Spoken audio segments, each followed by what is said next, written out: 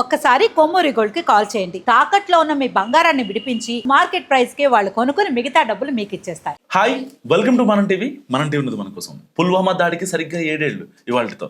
2019 ఫిబ్రవరి 14 సరిగ్గా 5 ఏళ్ల క్రితం జమ్మూ కాశ్మీర్లోని పుల్వామాలో ఉగ్రదాడి జరిగింది. ఇది భారతదేశంలో జరిగిన అతిపెద్ద ఉగ్రవాద దాడుల్లో ఒకటి.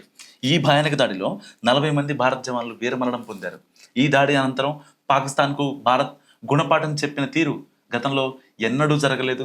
పుల్వామా దాడికి ప్రతీకారం తీర్చుకునే దిశగా పాక్పై భారత్ కఠిన చర్యలు అవలంబించింది. సర్జికల్ స్ట్రైక్ రూపంలో బదులు తీర్చుకుంది.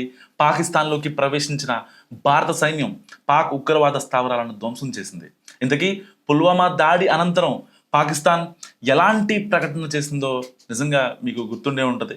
సో ఈ ప్రకటన ఇప్పుడు చదివినా సరే ప్రతి ఒక్క భారతీయుడి రక్తం నిజంగా మరిగిపోద్ది. పుల్వామా దాడి అనంతరం దేశం మొత్తం బాధలో ఉండగా పాకిస్తాన్ నుంచి ఒక ప్రకటన వచ్చింది.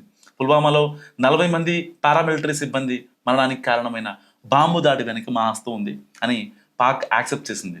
ఈ విషయాన్ని ఆ దేశ వాయుసేన air vice marshal operation Sindoor అనంతరం ఔరంగజేబ్ అహ్మద్లో నిర్వహించిన ప్రెస్ మీట్లో చెప్పాడు. దాదాపుగా 6 ఏళ్ల తర్వాత పాకిస్తాన్ ఒప్పుకుంది. అప్పటి వరకు తమకు ఎలాంటి సంబంధం లేదని చెప్పిన పాకిస్తాన్ ఒక్కసారిగా చేసిన ప్రకటన దేశాన్ని కుదిపేసింది.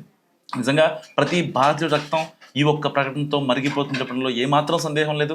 పాక్కు చెందిన గగనతలం, భూభాగం, జల సరిహద్దులకు లేదా ప్రజలకు ముప్పుగా పరిణమిస్తే వాటిని ఎదుర్కొనేందుకు మేము రాజీ పడము, దానిని పట్టించుకోకుండా ఉండలేం.